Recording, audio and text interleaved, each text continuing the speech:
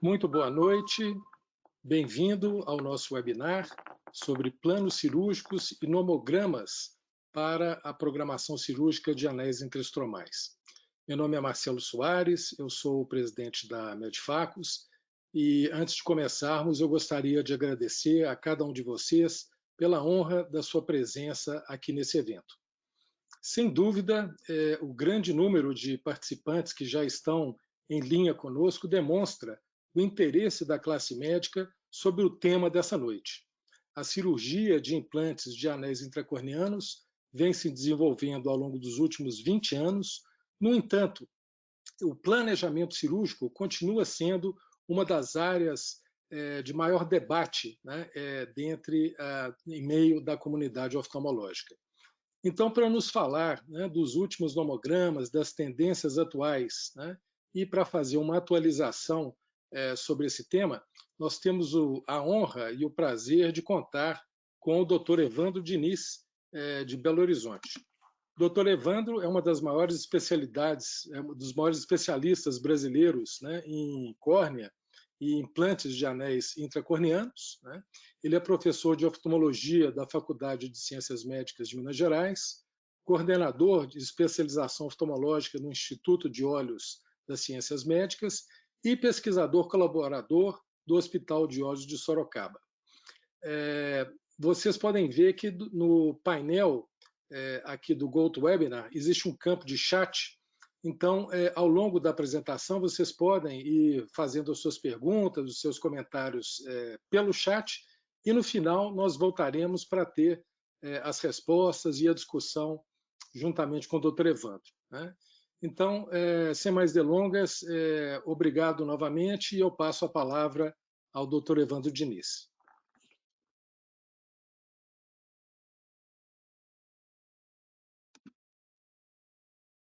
Boa noite a todos, sou Evandro Diniz, falando de Belo Horizonte.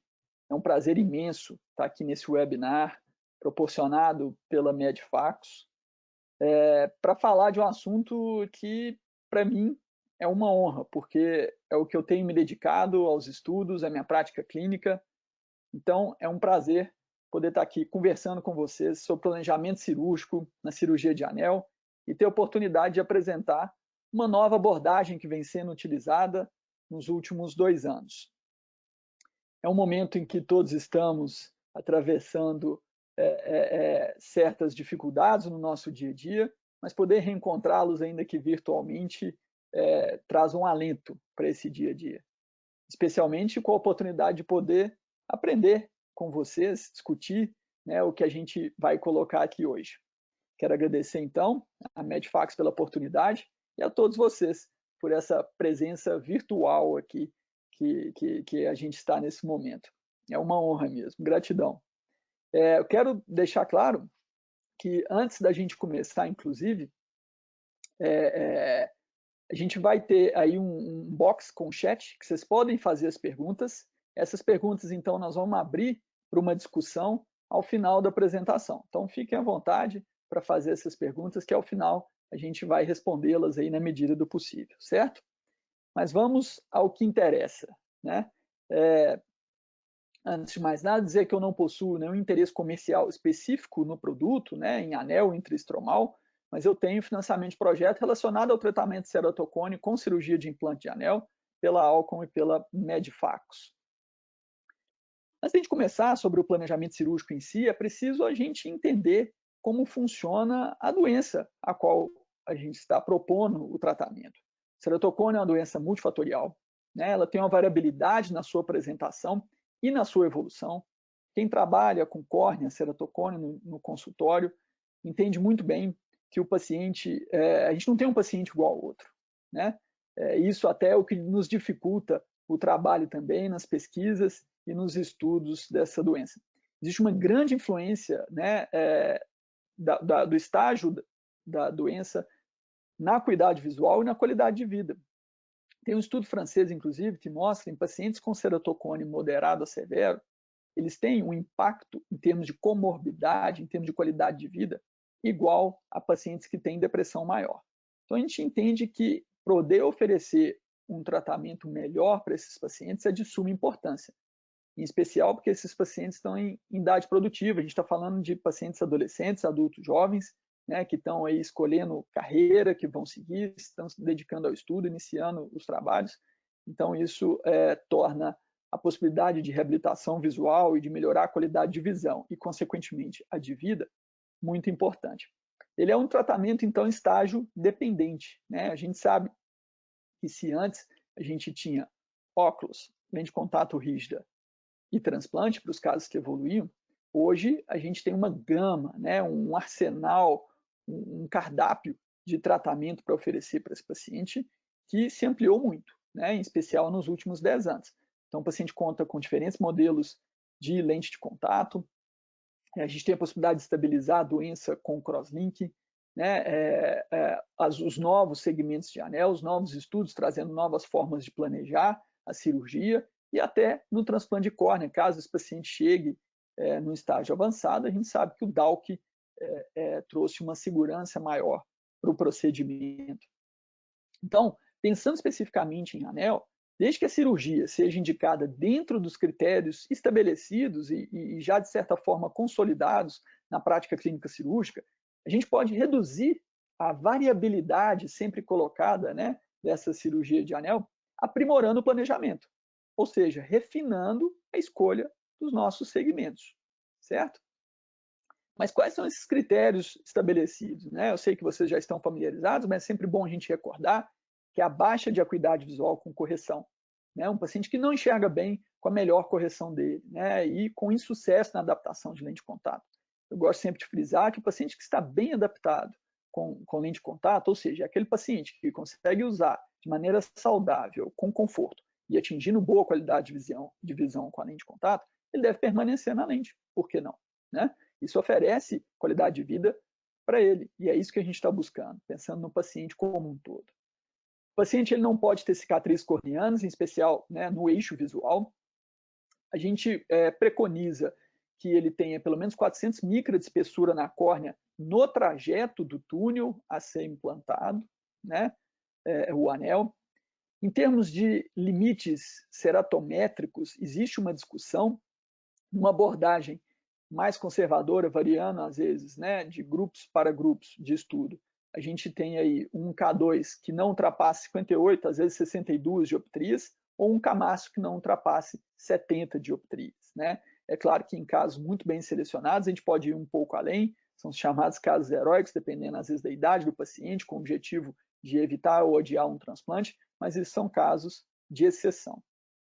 E o implante de anel, isso é um conceito que eu acho que eu carrego e que vários colegas compartilham, a gente ouve isso, que não é um procedimento refrativo, ainda que ele tenha efeito refracional. A gente vai ter, sim, uma alteração na refração desse paciente, com melhora, muitas vezes, do grau de correção, e o paciente fica satisfeito com isso.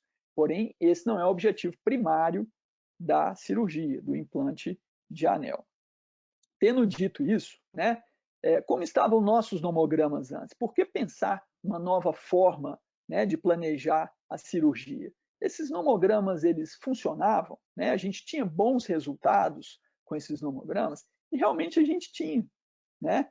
Isso tem estudos, inclusive, mostrando, um estudo recente do ano passado, de um grande amigo lá de Brasília, Dr. Guilherme Rocha, e colaboradores, né, do grupo aí da minha professora, a doutora Luciene Barbosa, mostrou que comparando nomogramas, os nomogramas anteriores dos dois fabricantes, né, que a gente tem de anel no país, eles tinham resultados muito semelhantes, né? Não foi possível estatisticamente mostrar uma diferença, e tinha uma comparação muito boa, com um leve favorecimento para o nomograma que abordava a curvatura anterior, né, o astigmatismo, o cilindro refracional, na escolha dos segmentos, que era um nomograma antigo da Medifax. Em alguns detalhes, né, em termos de redução do cilindro e outros detalhes. Mas, de uma maneira geral, eram comparáveis e apresentavam bons resultados, né? Isso mostra que a gente está fazendo um bom trabalho, mas que a gente pode sempre personalizar e tentar melhorar o que a gente está oferecendo para os nossos pacientes, em especiais com as novas tecnologias que vêm surgindo. Então, esses nomogramas anteriores, o que que talvez fosse o ponto fraco, mais frágil desses nomogramas? Eles eram limitados a apenas uma ou poucas variáveis, eles não incluíam na opção de tratamento os arcos mais recentes, que foram disponibilizados mais recentemente, como, por exemplo, o arco longo, os arcos de espessura variável, que são os chamados assimétricos, né?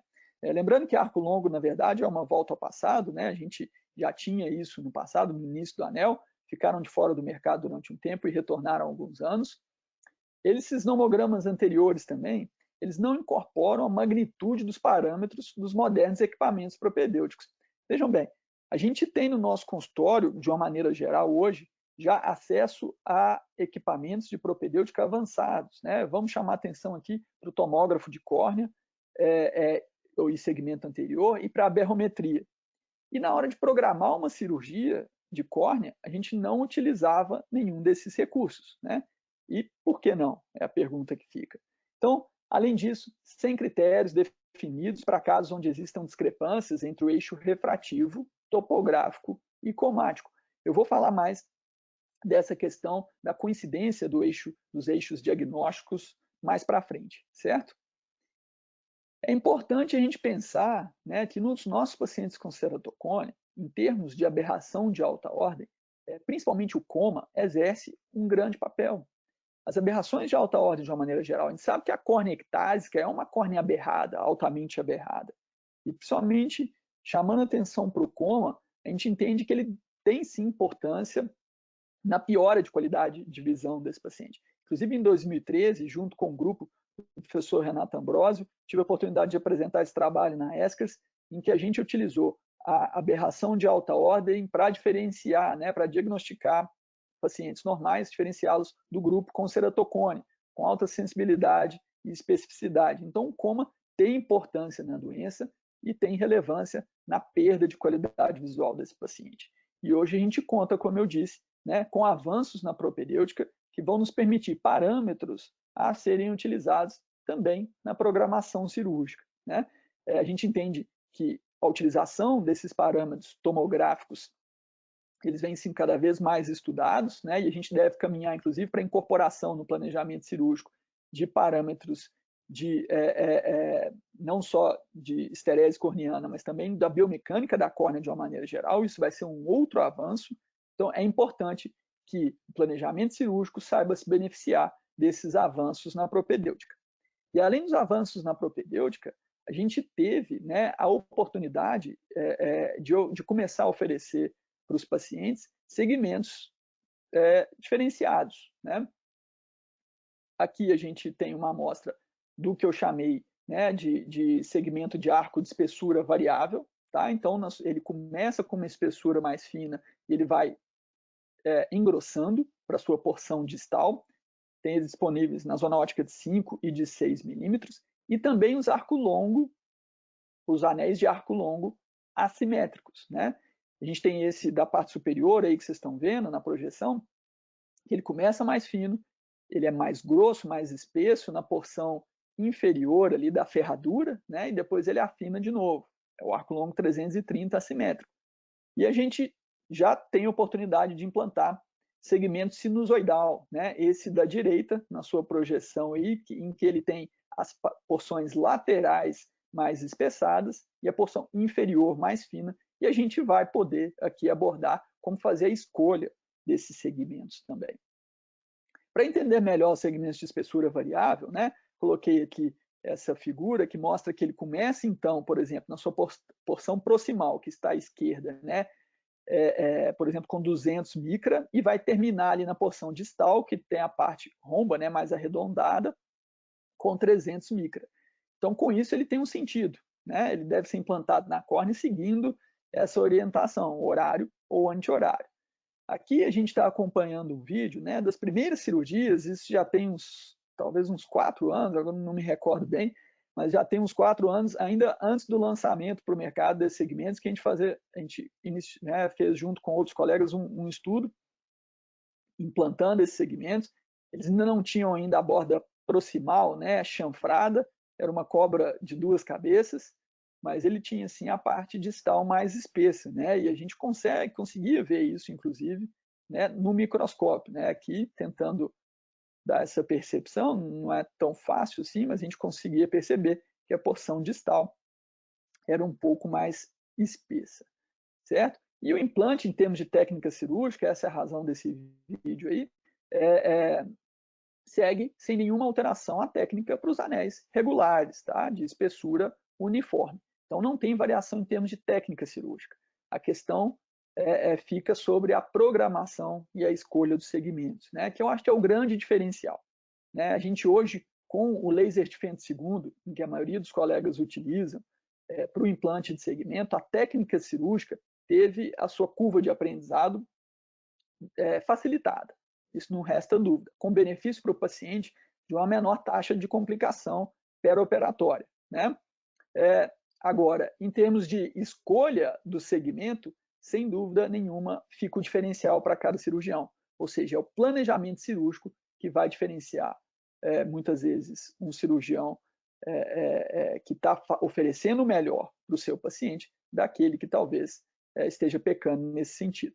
Aqui, então, uma imagem de OCT, exatamente, né? Eu lembro que no começo eu falava, será que isso é mais espesso mesmo na porção de sal? Deixa eu ver essa espessura variável. Mas para a imagem de OCT fica claro, né, que o segmento na porção superior, aí nessa imagem de cima, é mais fino do que a sua espessura na porção inferior, certo? E como que a gente começou usando esses segmentos? Onde fazia todo sentido, né? Como que eu fui convencido, inclusive, mesmo estando satisfeito com o nomograma anterior, né? Como fui convencido a utilizar esses novos segmentos, principalmente nisso que a gente chama, né, nesses boltais assimétricos, chamados de bonecos de neve, né? A gente sempre planejou pensando na simetria em relação ao eixo mais curvo, né? Aí tracejado o eixo mais curvo nessa topografia, e a gente plantava dois segmentos iguais de um lado ou de outro. Mas se a gente entende que a ectasia, na maioria das vezes, ela tem ou em grande parte das vezes, ela é assimétrica, ou seja, eu tenho uma distribuição da área ectásica de uma maneira assimétrica na córnea, eu vejo claramente por essa imagem topográfica que a porção inferior da córnea é bem mais curva que a porção superior. Então, passa a fazer sentido eu adicionar mais tecido ou ter buscar um maior efeito de aplanamento na porção inferior em relação à porção superior, né? Então, nesse tipo de padrão topográfico, foi o que a gente iniciou os anéis assimétricos ou de espessura variável, e era onde eles faziam muito sentido. Mas em todo padrão topográfico em que eu tinha realmente uma assimetria na distribuição da ectasia na córnea daquele paciente, eu poderia lançar a mão dos anéis de espessura variável, certo? Então, como é que foi esse nomograma que a gente teve a oportunidade de apresentar a primeira vez no início de 2018? Né? É um nomograma para planejamento cirúrgico baseado em algoritmos específicos, né? Em um planejamento específico para cada tipo, para cada padrão morfológico de ceratocone e a sua severidade, né? A gente utiliza novos critérios para a seleção da zona óptica, se eu vou fazer então numa zona óptica de 5 milímetros ou de 6 milímetros, do eixo de implantação, né? E a especificação também do tamanho, né? A gente usa novos parâmetros para isso. E incorpora esses anéis recentes, os quais eu já mencionei, certo? Esse novo nomograma, ele já está em aplicação clínica, então a gente já vem utilizando no consultório, no dia a dia, desde janeiro de 2018. Né? A gente está com um estudo prospectivo de validação desse nomograma, ele está em andamento, é um estudo colaborativo entre a BOSS e a pós-graduação da USP, né, o meu doutorado na USP sob a orientação do professor Milton Ruiz, e lá no BOSS com a orientação da doutora Adriana Forceto, a colaboração da doutora Aline Moriyama, doutor Nicolas Cesário, doutor Raíza Giacometti, doutor Vitor. Então, uma equipe aí trabalhando nesse estudo prospectivo de validação do nomograma.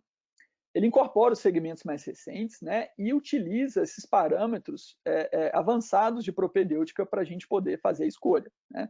E tem critérios bem definidos, sempre naqueles casos em que existe a já mencionada discordância entre os eixos diagnósticos.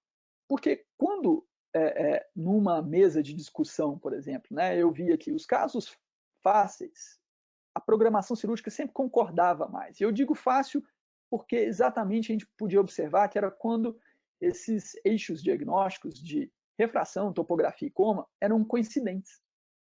Então, era intuitivamente mais fácil propor uma programação cirúrgica, uma escolha de segmento que se assemelhava entre os diferentes debatedores. Agora, quando a gente tinha uma discrepância, né, o eixo refracional não concordava com o topográfico, ou ainda, se a gente analisasse mais profundamente, a gente veria que o eixo comático, o eixo do coma, também não concordava, geralmente a gente tinha opções de segmentos que variavam muito mais entre os debatedores.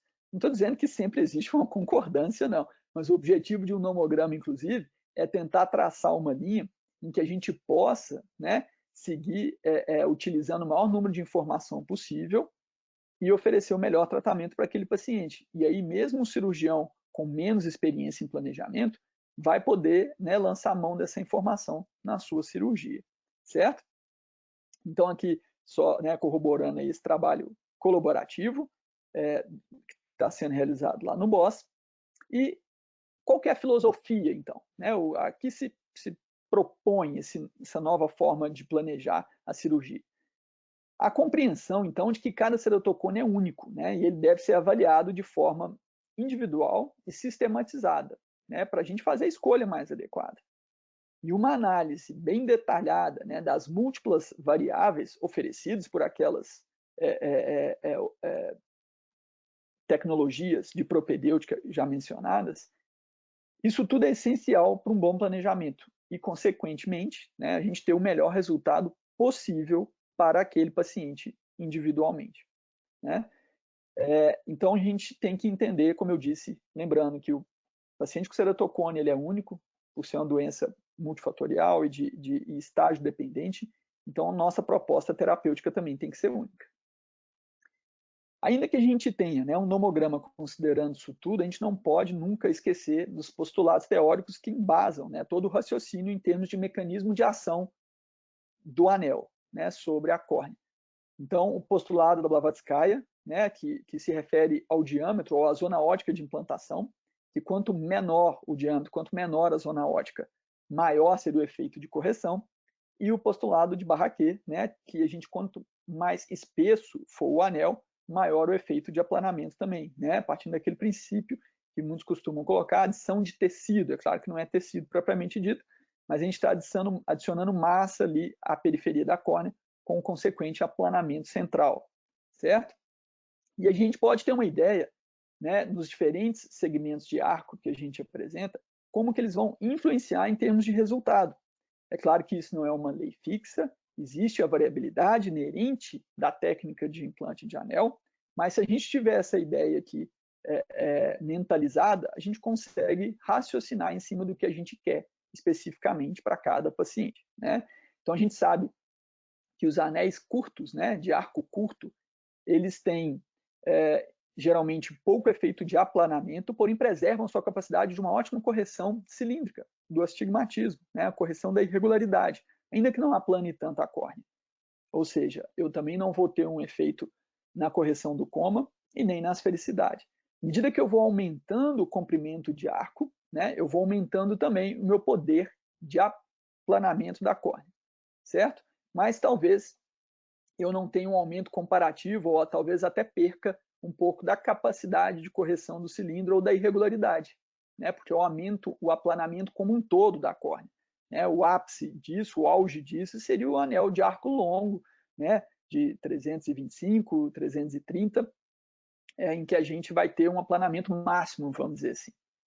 Nesses anéis, inclusive, a correção do coma provavelmente ela é a menor, porque você tem um aplanamento como um todo, e o coma é exatamente a assimetria, né, da córnea. Já em termos de asfericidade, esses anéis, então, corrigiriam também ao máximo, né? Então, se isso faz sentido, a gente, mesmo sem conhecer o nomograma, a gente consegue imaginar qual anel que pode ser melhor para determinado paciente, certo? Aqui eu vou até aumentar, vou tirar um pouco minha imagem aí, vocês também não se cansarem de mim aqui a noite toda, mas para vocês visualizarem melhor quais são os dados necessários, então? O que eu preciso de informação para iniciar um planejamento da cirurgia? Então, eu estou lá com o meu paciente, o que eu preciso do exame dele, seja de exame físico, seja de exame complementar, para poder elaborar essa programação. Acuidade visual sem concorreção, isso é básico, né? O potencial de visão, seja ele estabelecido com uma lente de contato rígida ou com pinhole, né? É sempre importante lembrar que um paciente que não tem melhora da sua acuidade visual com o uso de lente de contato ou com pinhole, ele também não vai melhorar com implante de anel. É um paciente que é 20/400, ele não sai de 20/300 com uma lente de contato rígida. Esse paciente eu posso fazer o anel que eu quiser, seguir o nomograma que eu quiser, que ele não vai ter um potencial de ter uma boa melhora. Então, a gente precisa comprovar que esse paciente tem um bom potencial de visão. A sua refração manifesta, sim, a gente valoriza a refração, ainda que a gente entenda que a refração no paciente com ceratocone ela é muito peculiar, característica, muitas vezes difícil de ser feita e principalmente difícil de ser reproduzida. Mas se você conhece aquele paciente, se você tem uma refração que você confia, e principalmente, e melhor ainda, se ela puder ser reprodutível ao longo do tempo, um paciente que você já acompanha há mais tempo, ela pode e deve ser utilizada na sua programação. O diâmetro pupilar pode ser interessante, até para, às vezes, eu decidir zona ótica, né? E entender qual que é o efeito de correção da aberração para esse paciente, né? Uma tomografia corneana, então aí a gente vê um papel importante de uma propedêutica um pouco mais avançada, com o tomógrafo e não só com a topografia de plácido. A aberrometria também tem seu papel, é importante a gente conhecer o eixo comático, tá? E uma classificação morfológica do ceratocone, para eu, a partir dessa classificação, a gente ir direcionando a escolha dos segmentos, tá? E a classificação que a gente usou para esse novo nomograma foi a classificação do professor Alfonso, tá? Junto com Fernandes Vega, que é seu aluno, uma brilhante tese de doutorado do Fernandes Vega, ele fez um estudo e propôs uma classificação morfológica do ceratocone voltada para a cirurgia de anel, certo? E o que é necessário para a gente poder fazer a classificação segundo o professor Alfonso? A localização do cone, a relação entre os eixos diagnósticos, a ortogonalidade do astigmatismo topográfico, sua simetria e o aspecto topográfico na curvatura. Parece mais complicado do que é, na verdade. Tudo isso aqui, todos nós já fazemos, na verdade, quando estamos, estou aqui de volta, quando estamos analisando uma topografia, um mapa de curvatura anterior, tá? E com alguns detalhes específicos em termos de localização, a gente vai avaliar aí pela tomografia a elevação posterior também. Então a gente vai ver que não é nada complicado, certo? Então, para resumir, né, esse slide aqui traz para a gente o que realmente eu preciso de informação, tá? Importante, né, essencial. A refração, o eixo topográfico e cromático mais plano, para eu avaliar a coincidência desses eixos, né? Como a gente no Brasil, a gente só usa o cilindro negativo, esse eixo, então geralmente numa córnea regular está relacionado ao eixo topográfico mais plano, tá? Valores do K mais curvo, do K steep, do K2 e do K médio, e avaliar a regularidade, ou seja, a ortogonalidade e a simetria da topografia, padrão topográfico, né? O jeitão da imagem de curvatura anterior. E com isso, né, a gente vai classificar em 5 tipos, né? O tipo 1, que foi o mais comum no estudo do Fernandes Vega e do professor Alfonso, né, em que eu tenho todos os eixos coincidentes, e quando eu digo coincidentes, isso quer dizer que eles não divergem entre si em mais de 30 graus. Ele não é ortogonal, né, ele é não ortogonal ou irregular, como a grande maioria dos ceratocones. Porém, ele é simétrico, eu não tenho aquela distribuição assimétrica da área ectásica, eu tenho sim uma área ectásica concentrada em um lado, se eu for pensar na córnea, mas essa área ectásica ela não é assimétrica, né? Então dá esse aspecto de croação. Já no tipo 2, os eixos diagnósticos, o topográfico e o cromático, eles não são coincidentes, né? Então divergem entre 30 160 graus, certo? Ele também é irregular, porém assimétrico, e aí foi chamado de pato, né? Ou tipo 2, é o pato. A gente vai ver para todos esses tipos exemplos de caso clínico que vai tornar tudo mais fácil. No tipo 3 é o bow tie assimétrico, né? Aquele bow tie bem mais curvo na porção inferior, chamado snowman, boneco de neve. O 4 seria o nipple e o 5 o bow tie regular, né? Muitas vezes se apresentando no início uma forma de mini bow tie, aquele cone central, porém com astigmatismo significativo, certo? A gente vai passar por todos eles aqui. Mas antes de entrar em cada tipo especificamente, é importante a gente lembrar da necessidade de se ter uma escala topográfica padronizada e que você consiga realmente interpretá-la de maneira adequada, né? Naquela que você já formou seu banco de dados e você bate o olho e você consegue interpretar. Porque vejam bem aqui, esse é o mesmo exame, eu só alterando a escala topográfica, né? A minha referência. Se nessa imagem agora eu não consigo determinar o padrão topográfico, né, ainda que eu possa verificar todos os eixos, né, eixo topográfico mais plano e o eixo de coma, e eu gosto, sem nenhum interesse comercial, desse mapa específico do Pentacam, porque ele já me apresenta grande parte das informações necessárias para eu fazer o meu planejamento cirúrgico. Se eu mudo a escala, eu já consigo interpretar de uma maneira bem melhor, tá? Então, muitas vezes, para quem trabalha com ceratocone, a escala relativa ela se faz essencial. Bom, tendo dito isso, vamos para o primeiro tipo, que é aquele croissant, né? Como eu faço, então, a escolha do segmento? Né? Depois que eu classifiquei o meu paciente dentro de um daqueles 5 tipos, é só seguir, né, o nomograma. Então, se eu tenho um K2 acima de 52 dioptrias, eu vou optar por uma zona ótica em 5 milímetros, porque eu quero uma córnea mais curva, eu quero um aplanamento maior.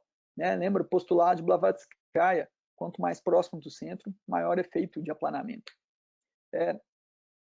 Se dependendo do astigmatismo topográfico, eu vou escolher a espessura do meu segmento 160, ou se esse astigmatismo for muito alto, eu vou lançar a mão de um segmento curto, de 90, para auxiliar na correção desse cilindro, dessa irregularidade, sem aplanar de maneira significativa aquela porção, geralmente, né, nasal superior da córnea, que não é tão curva, certo?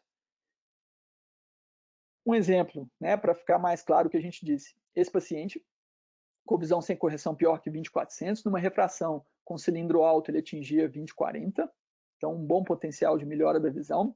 E a gente vê, né, que o seu eixo refracional a 80, seu eixo topográfico mais plano coincidindo, em torno de 75, tá? E um eixo comático também, sem variar mais do que 30 graus entre eles. O que me permite, além do aspecto topográfico aqui, do jeitão da topografia, classificar então esse paciente no tipo 1 croissant. Tendo dito isso, então, a gente seguiu o nomograma. Como ele não tinha um K2 acima de 52 dioptrias, fomos para uma zona ótica de 6 milímetros com um segmento de 250 micra, certo? Aqui a imagem da lâmpada de Fena, mostrando o anel posicionado conforme o planejado. Em termos de planejamento cirúrgico, de técnica cirúrgica, não muda, né? A gente segue tradicional com laser de Fendt segundo, que foi feito no caso desse paciente. E eu gosto sempre de ver o mapa diferencial para toda e qualquer cirurgia que eu faço, para a gente entender o efeito daquele anel na córnea do paciente e fazer a correlação clínica, né? E com a resposta visual desse paciente também.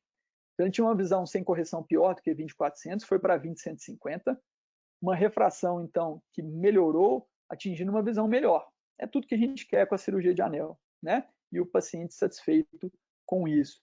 Uma correção do coma, então, uma redução, né, de acima de 3 para 1,8. Então, todos os parâmetros melhorando. Vamos seguir em frente, então, para o tipo 2, né? O tipo 2 também eu avalio o K médio. Se eu tiver uma córnea muito curva, acima de 52, eu vou fazer uma opção. Mas se esse K médio não for tão curvo, ele estiver abaixo de 52 dioptrias, eu vou optar por um segmento de 160 assimétrico, né? Porque eu tenho essa porção inferior aí, formando esse bico de pato, que é mais curva do que a porção superior. E se o astigmatismo for muito alto, a exemplo do tipo 1, eu vou lançar a mão num segmento curto, né, para poder me ajudar na correção desse astigmatismo. Vamos a um exemplo, então. Ele é tipo 2 porque ele tem os eixos não coincidentes, tá? O eixo mais plano diverge, o eixo topográfico mais plano diverge entre 30 e 60 graus dos demais eixos, né? Então, a gente não tem essa coincidência. E ele tem essa área mais curva na sua porção inferior.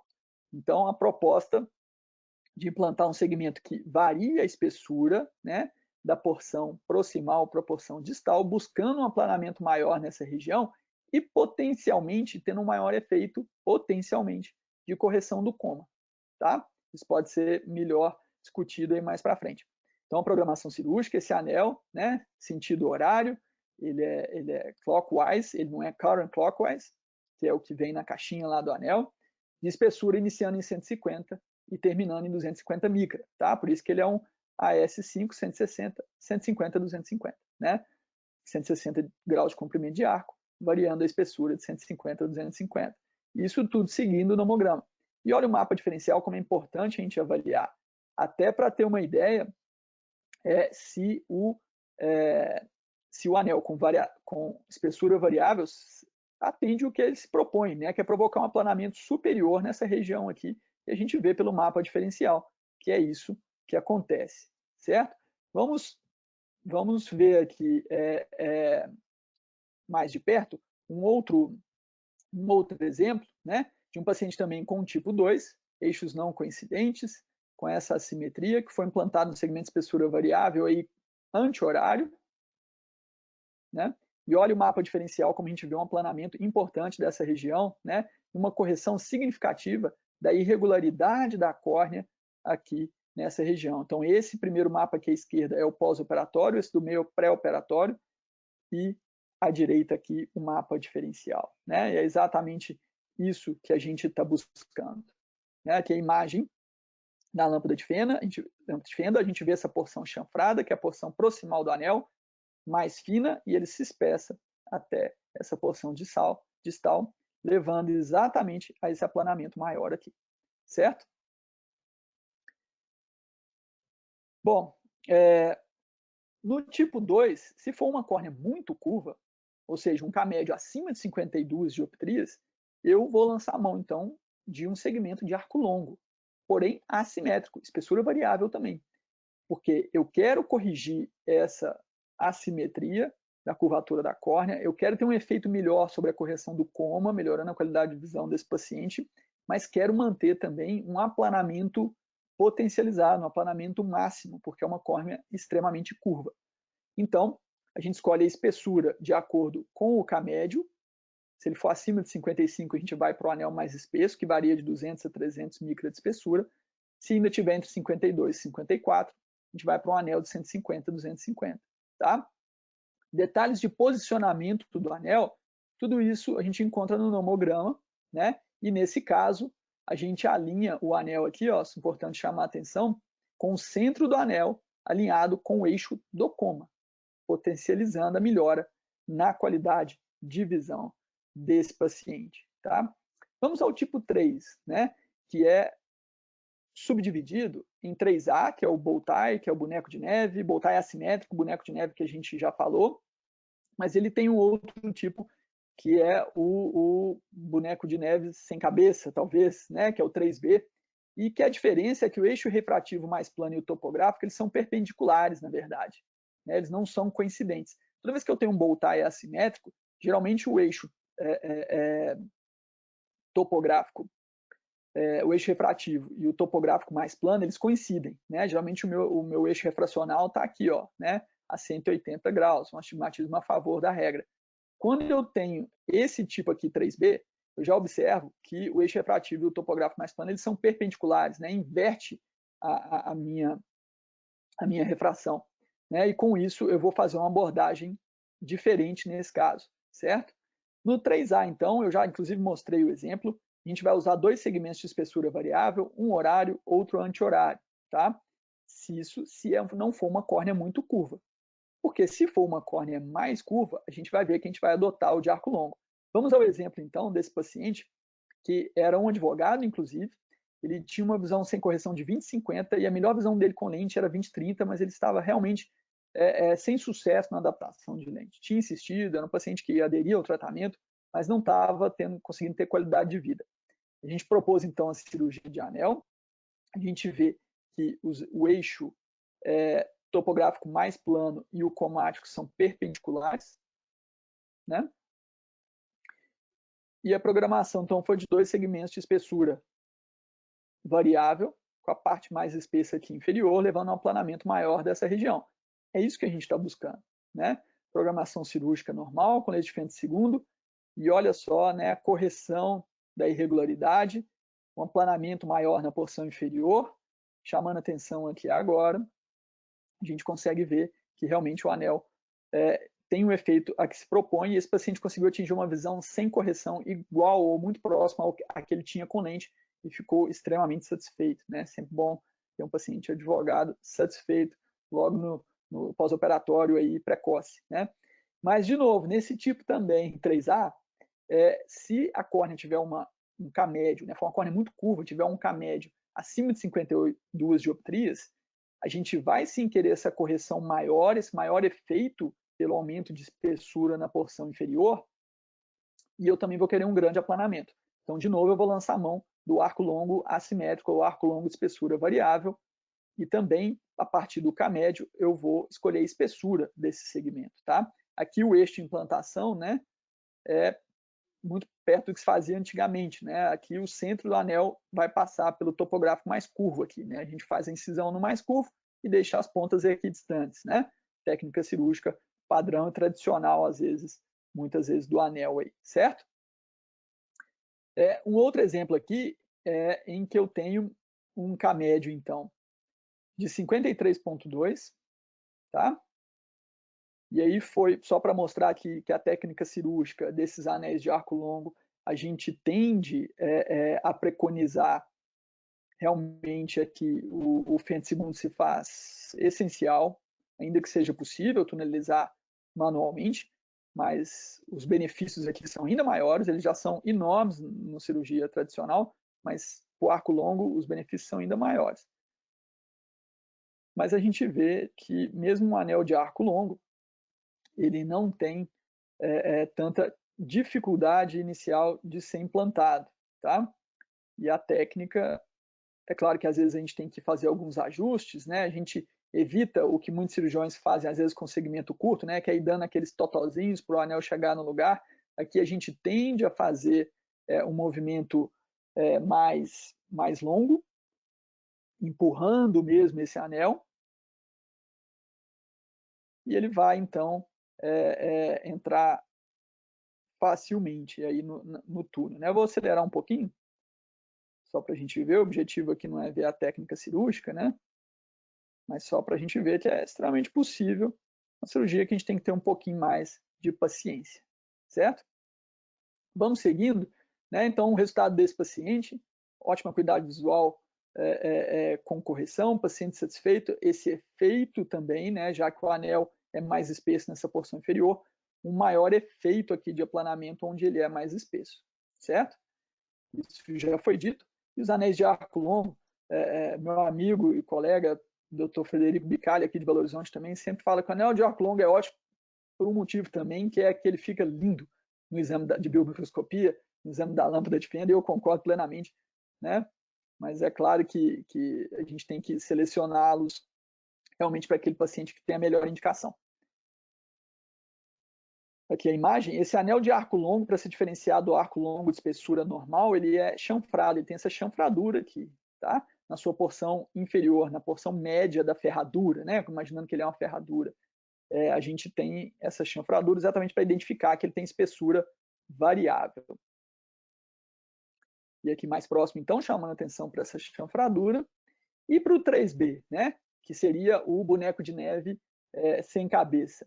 Aí a gente usa o que muitos chamam de implante em sutiã, né? Ou smile, em sorriso, happy face, né?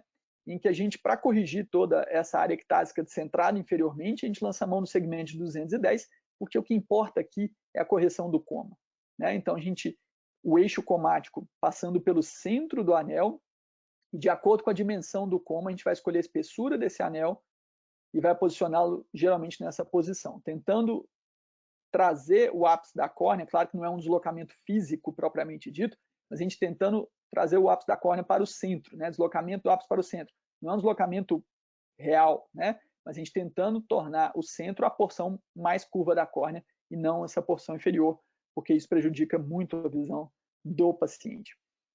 No nipple, né, aqui eu vou passar mais rapidamente para a gente ir chegando ao final, ele é a indicação perfeita para o anel de arco longo regular, né? O cone central, tipo nipple, eu posso usar a minha refração ou o meu K-médio, então eu vou usar o equivalente esférico se eu tiver uma refração confiável e o paciente atingir uma visão que eu considere confiável também, que eu considere razoável, ou então vou usar minha topografia e o meu K-médio para escolher a espessura desse segmento, né, de 325.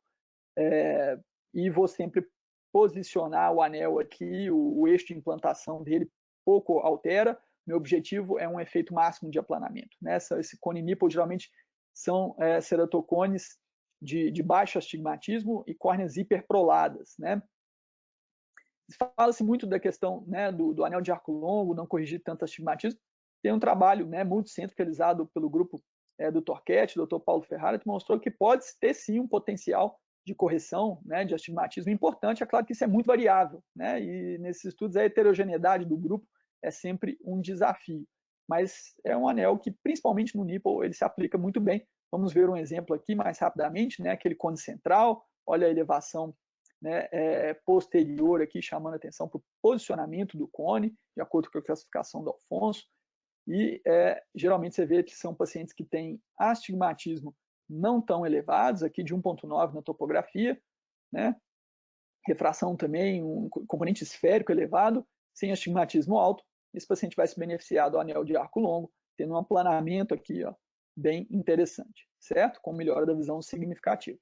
No último tipo, gente, classificação morfológica do ceratocone, a gente tem, inclusive, pelo estudo, que, como eu disse, classificou de 1 a 5, né, em ordem de prevalência na população que eles estudaram, com mais de 450 olhos, esse aqui, o tipo 5, é aquele cone central astigmático, é um bow tie, né, simétrico, tá?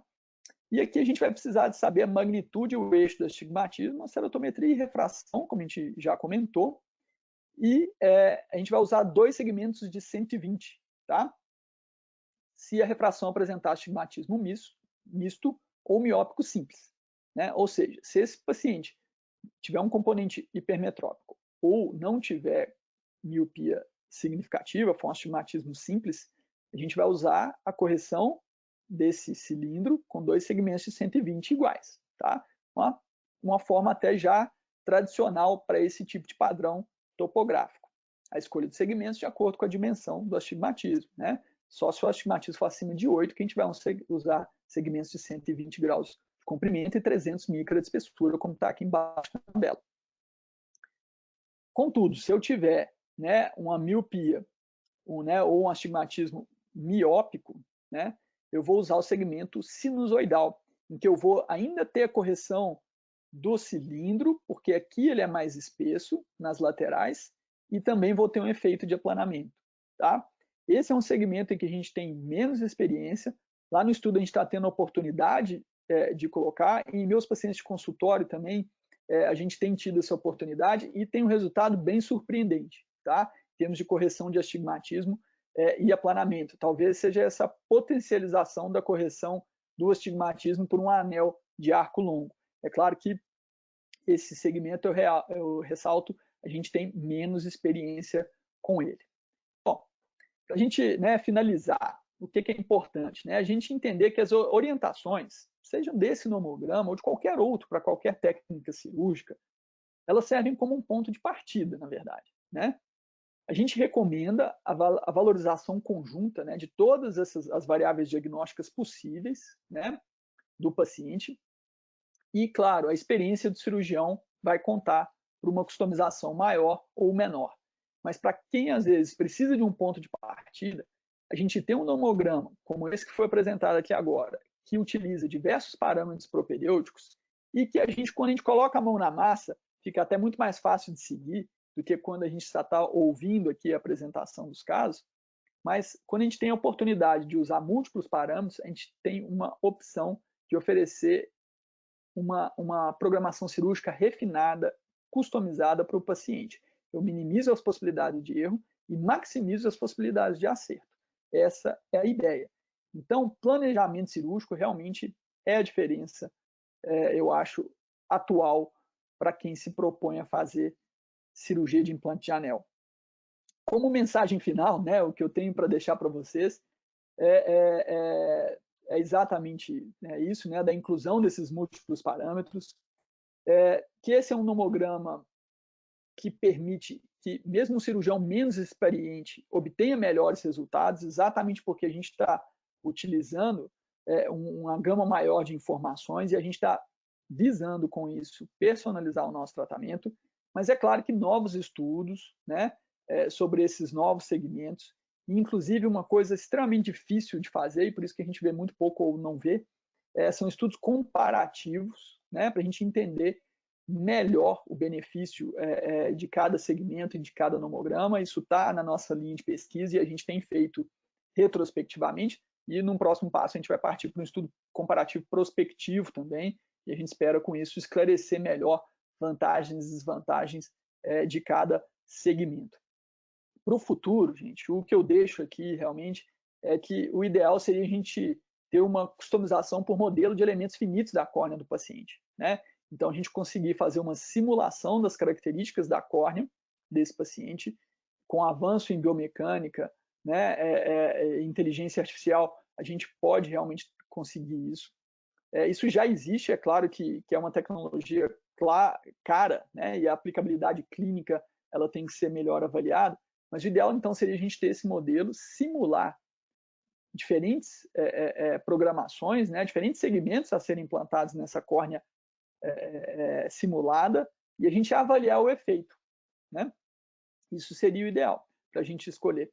E talvez um passo a mais seria até a gente customizar a fabricação de um determinado segmento para cada paciente, né? Utilizando, por exemplo, tecnologia 3D.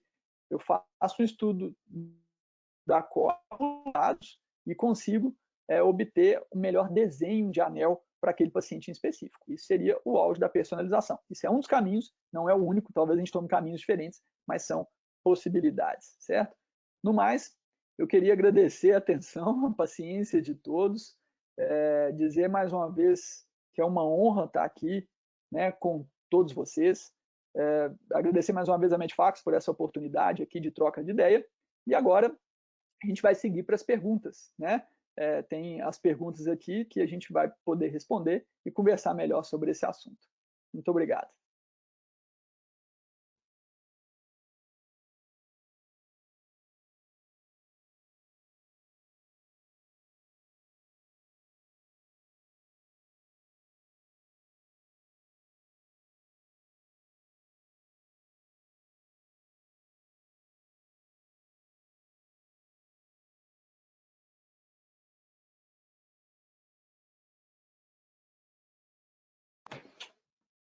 Bom, eu acredito que Marcelo Soares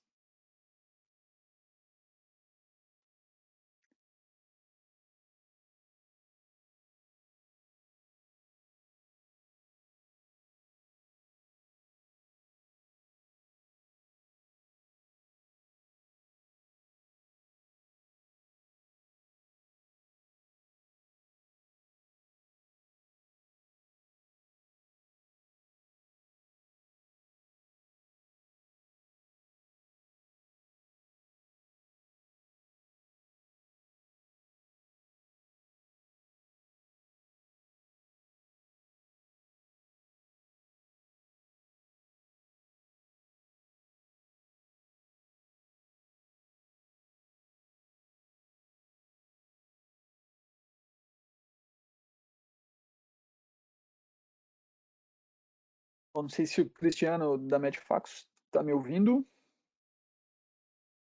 Podemos aqui seguir. Tem algumas perguntas que chegaram aqui. Posso dar sequência? Boa noite, doutor Evandro. Cristiano da Medfax. Tudo bem com o senhor? Tudo bem, ótimo. boa noite a todos os participantes. Estamos aqui aguardando o Marcelo Soares, junto com o senhor, para poder fazer aquela mediação das perguntas e respostas. Isso, me parece aqui que Marcelo Soares, né, a quem eu tenho só a agradecer, na verdade, enquanto ele tenta reconectar aí, ele está com um problema na internet, mas é até melhor agradecer sem ele presente, porque aí ele não precisa de ouvir, mas o grande mente brilhante que é Marcelo Soares, e à frente de toda essa equipe maravilhosa da Medfacos, né? Você, Cristiano, Bruno, todos que colaboram com nós, oftalmologistas, no nosso dia a dia, e realmente o desenvolvimento desse nomograma tem participação ativa do Marcelo Soares, tem liderança ativa do Marcelo Soares, que eu brinco às vezes com ele, né, pela proximidade. Eu desde criança conheci o professor Emir Soares, pai do Marcelo Soares, que foi, né, um médico oftalmologista brilhante, né, um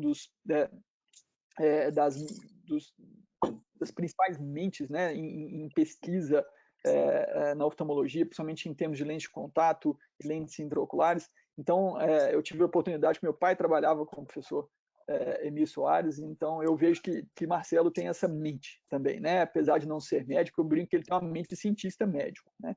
Então, agradecê-lo por isso. Não sei se ele vai conseguir retornar, mas a gente tem algumas perguntas.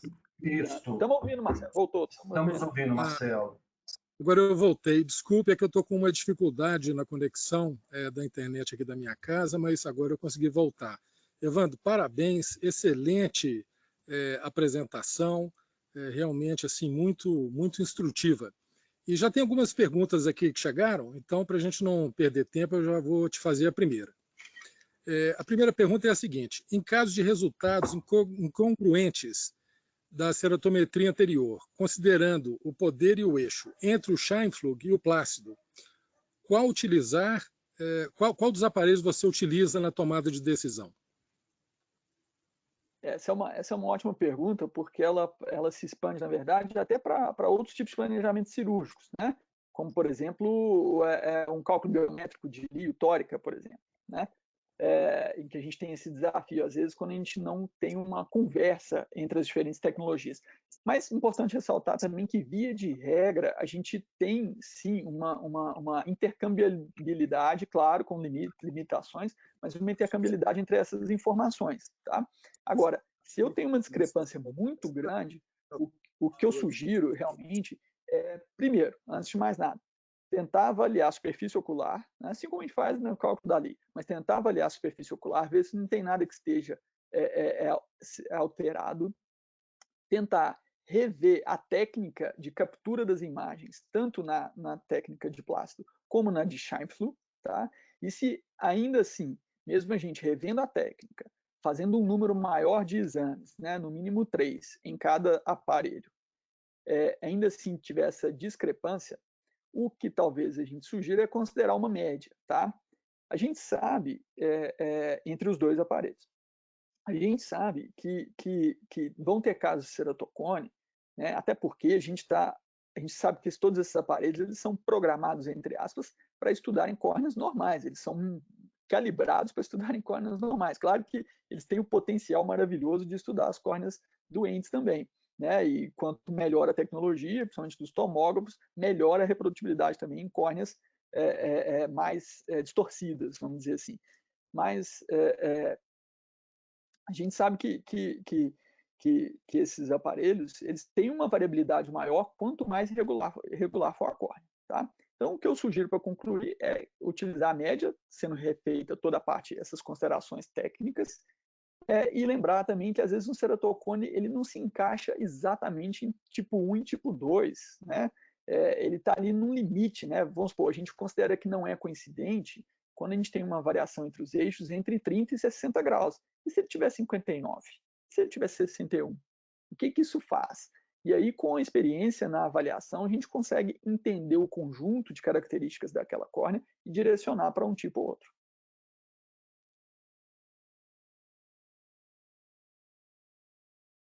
Ótimo, Evandro. Mais uma pergunta aqui. Na degeneração marginal pelúcida, né, aonde que você encaixa ela no nomograma e qual que é a sua como é que é o seu processo na degeneração marginal pelúcida? Isso, brilhante pergunta. Agradecer aí quem fez.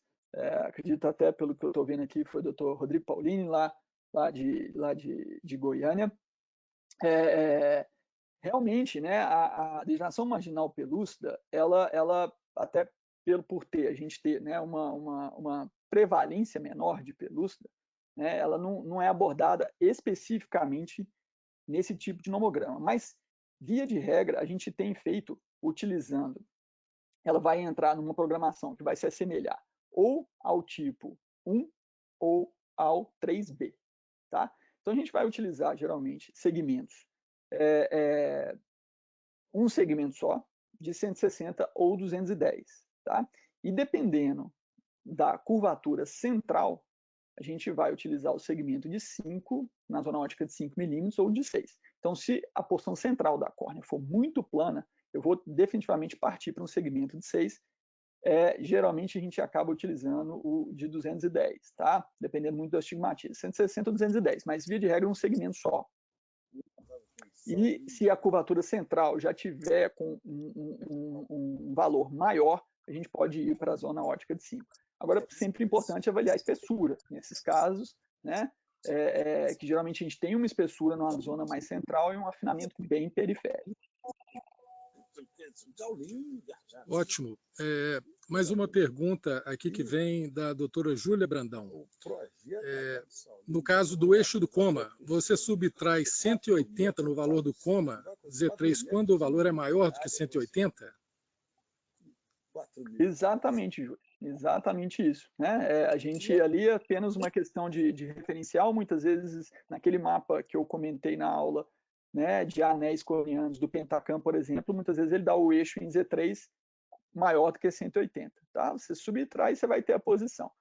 Pensar como um reloginho e seguir adiante. Ok, excelente. Mais uma pergunta aqui, Evandro. Quando há falta de correlação entre o eixo topográfico e o comático, se você escolhe o comático? Cortou um pouquinho, Marcelo, se você puder repetir a pergunta? Sim, claro. Quando há falta de correlação entre o eixo topográfico e o eixo comático, se você escolhe o eixo comático ou o topográfico para a posição do anel? Não, aí geralmente, talvez ele esteja falando, aí tem que ver qual tipo de classificação que ele estaria considerando essa assimetria, mas provavelmente no tipo 2, o que a gente faz é exatamente considerar a bissetriz entre os dois, né? Ali o meio entre os dois eixos. Talvez seja isso no tipo 2, quando a gente está querendo determinar muitas vezes a posição do anel, se o eixo topográfico tiver mais coincidente com o eixo refracional, a gente vai posicionar o anel em relação a esses dois eixos, pegando a bissetriz dos dois, e se o eixo refracional tiver mais coincidente com o eixo comático, a gente também vai pegar a bissetriz dos dois e fazer o posicionamento do anel. Eu não sei se eu respondi a pergunta exatamente o que ele queria saber, mas eu acho que pensando no tipo 2, que é um tipo não coincidente, em que às vezes a gente pode não bater exatamente o coma e o topográfico mais plano em relação à refração, e isso vai nos dar a ideia da posição do anel. Então a gente vai, se o topográfico coincidir com o refracional, posicionamos na bissetriz dos dois. Se o comático coincidir com o refracional, posicionamos na bissetriz dos dois. Por que isso? Porque dessa forma eu identifico aquilo que mais precisa ser corrigido para melhorar a visão do paciente, né? Se a refração dele tende a caminhar mais para o topográfico, quer dizer que eu preciso agir melhor mais ali. Se a refração dele tende a caminhar mais para o eixo cromático, eu preciso agir mais em relação a essa aberração. Ótimo, excelente. Temos aqui um comentário do grande mestre, Dr. Frederico Bicalho, está te cumprimentando e dizendo que realmente os anéis de arco longo são lindos. E nesse sentido, Evandro, a gente tem visto aí uma preferência, né, de muitos cirurgiões pelos anéis de arco longo, né? Alguns propõem até a utilização dele na maioria dos casos, né? Você concorda com isso? Qual é a sua visão em relação à aplicabilidade desses anéis de arco longo? Bom, antes de mais nada, um abraço para o Major, doutor Frederico Bicalho. Sempre uma honra ter sua audiência aqui. Você que é realmente um grande mestre em anel, né? Minas Gerais é realmente uma grande escola nesse sentido. Eu sou um privilegiado por isso. Em relação aos arcos longos, Marcelo, realmente no início, inclusive, quando eles foram reintroduzidos no mercado, né, e popularizados, existia até uma frase que era dita que era o anel one size fits all, né, que você poderia utilizar esse anel para qualquer tipo de ceratocone, ou seja, a gente pode jogar por terra qualquer tipo de planejamento cirúrgico, nomograma ou raciocínio clínico em cima dos diferentes padrões morfológicos de ceratocone, em cima das diferentes apresentações clínicas, em cima das diferentes queixas até do paciente. Né? E haja visto aí nosso esforço, né, em refinar, né, em personalizar, em customizar a seleção do segmento para cada paciente, eu acho que a resposta fica clara, né, de que talvez ele realmente não seja o ideal para tudo. Ele é muito bom nos cones centrais, ele é muito bom em provocar um aplanamento significativo da córnea.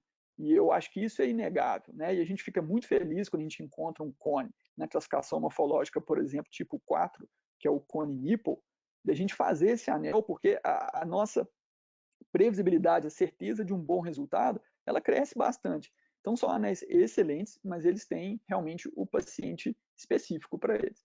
Eu não acredito e acho que à medida, quanto mais a gente for refinando os nomogramas, isso vai ficar cada vez mais claro de que eles não são one size fits all.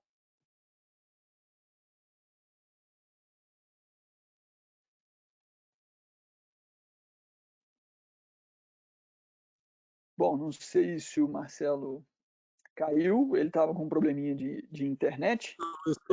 Não, ainda estou. Opa. Ainda estou por aqui. Temos mais uma pergunta aqui, Evandro. É a seguinte: se você poderia dizer qual é a escala ideal que você utiliza no Pentacam? 10 mil reais para cada vereador. Sim, na verdade, eu uso uma escala relativa. Eu poderia, para não tomar muito tempo, eu não vou mostrar aqui, mas eu continuo usando uma escala relativa com degrau de meia dioptria. Tá? É muito importante nessa avaliação de escala, isso para ceratocone. Né? Dependendo, a gente pode até passar por uma escala, por um degrau de 0,75 ou uma dioptria.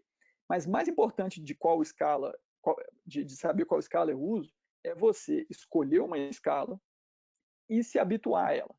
Ou seja, você formar o seu banco de dados com aquela escala, você saber interpretar usando aquela escala. Tentar variar isso o mínimo possível, tá? Mas para ceratocone, escala relativa, variando os steps aí de meio a 1 no máximo, você vai conseguir ter uma boa noção do padrão morfológico. Eu uso curvatura axial, né? Numa escala relativa com step de meia dioptria. De 1.000 metros quadrados. Ótimo. Cada lugar com um balzão ali. E foi desaprovado. Só um minuto, temos aqui. Evandro, mais uma pergunta aqui. Paciente bem adaptado com lente de contato escleral, né? Tem uma visão 20/40 com a lente, mas ele chega a 20/20 com pinhole. Você acredita que esse paciente pode melhorar com implante de anel? Sim. Sim, definitivamente eu acredito que ele pode melhorar. O que não quer dizer que eu estou falando que, nesse caso, ele deva ser submetido à cirurgia. Né? E são duas coisas diferentes. A gente não trata o exame, a gente não trata o olho. Né? Eu vou tratar a demanda do paciente. E eu vou correlacionar a acuidade visual que ele tem, a qualidade de visão que ele tem, a satisfação dele com a lente escleral, né? Com um potencial de correção com anel e também se ele tem a necessidade, então, né? Se ele tem uma demanda de melhorar. Se é um paciente que, para as atividades laborais ou para o dia a dia dele, o 20/40 com a lente escleral resolve, ele tem noção dos riscos também de um uso de uma lente de contato, e ele tem noção, né, que mesmo eu fazendo uma cirurgia de anel, podendo ele atingir uma visão, mas isso não quer dizer que ele vai ficar por completo livre da lente, né? porque ele talvez continue com uma lente, mas para atingir uma visão melhor, a gente pode indicar a cirurgia. Mas se um paciente com lente, ele está 20/40 e com pinhole ele melhora, o anel pode melhorar. Mas antes de propor cirurgia, dá uma refinada na adaptação e na sobre-refração da lente, que talvez ele atinja essa mesma visão do pinhole também. Ótimo, excelente. Temos aqui uma última pergunta, Evandro, que vem do Dr. Alan Cavalcante. Ele diz: Evandro, um grande abraço, e nos cones assimétricos, onde se colocava um anel maior na parte de maior curvatura inferior e outro pequeno na parte superior, alguns colegas têm sugerido a colocação de um anel assimétrico, um segmento apenas na parte inferior com a parte mais espessa direcionada até o final da simetria inferior. Você tem tido essa prática? Fala, um grande abraço também, prazer tê-lo aqui também nesse encontro virtual aqui. Eu não sei exatamente se eu entendi em qual situação, mas assim, se a gente for voltar no tipo 1 e tipo 2, a gente vai continuar acrescentando um anel de arco curto, dependendo da dimensão do astigmatismo. Nessas córneas assimétricas, onde a gente não tem os eixos coincidentes, seria o tipo 2, o bico de pato, né? O bico de pato ali, a gente coloca o anel de espessura variável, o anel assimétrico, e só vai lançar a mão de um outro segmento mais curto se o astigmatismo for realmente muito significativo, tá? Então, isso você vê que o nomograma já incorpora esse raciocínio de certa forma, tudo baseado na avaliação dos eixos diagnósticos. O que eu lembro que muita gente fazia antes de ter à disposição os anéis assimétricos era muitas vezes fazer um determinado kissing, né, de empurrar os dois segmentos, um mais longo e outro mais curto, às vezes, ou mesmo dois de comprimento de arco similares, de empurrar para tentar oferecer uma melhor correção dessa irregularidade inferior, dessa assimetria inferior, e isso às vezes, né, poderia influenciar de uma maneira um pouco mais significativa nas aberrações também. Mas isso a gente não, com a possibilidade de ter esse espessamento do anel, a gente já vai ter esse efeito. Via de regra, Marcelo e Alan, eu tenho seguido, salvo algumas pequenas adaptações em consultório, eu tenho seguido à risca esse nomograma e realmente ficado bastante satisfeito. No nosso protocolo de pesquisa, aí a gente não tem realmente alternativa. O objetivo é exatamente a validação do nomograma e a gente segue à risca.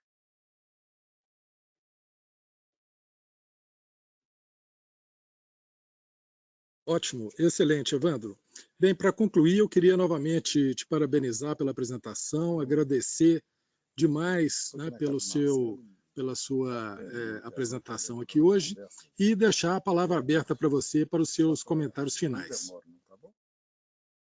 Bom, Marcelo, eu que só tenho a agradecer não só por essa oportunidade de hoje, mas por todo o apoio da Medfax e da sua pessoa em especial ao trabalho de nós todos, oftalmologistas, estudiosos em córnea, nos desafios de tratamento de ceratocone, né? Seja com abordagem de lente de contato, em que a Medfax consegue nos oferecer um arsenal extremamente poderoso, né? Seja no arsenal cirúrgico também, com as pesquisas e com o desenvolvimento de anéis e a divulgação, proposição de novos nomogramas. Eu acho que quem ganha com isso é o nosso paciente, né?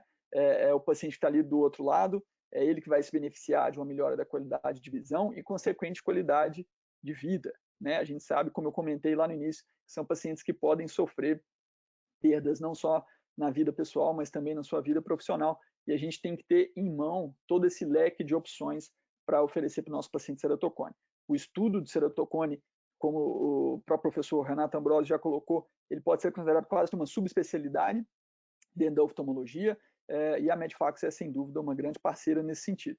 Então, muito obrigado, obrigado a todos, eu me coloco à disposição por e-mail, né, evandro@imol.com.br, vocês viram aí na apresentação, por quem já conhece, tem contato, WhatsApp, podem ficar à vontade para a gente poder conversar, se quiserem enviar os casos para a gente discutir, a gente sempre aprende, e aprendendo junto que a gente vai ter um benefício maior para o nosso paciente, que é, final da linha, é o que importa, é a melhora de qualidade de vida dele.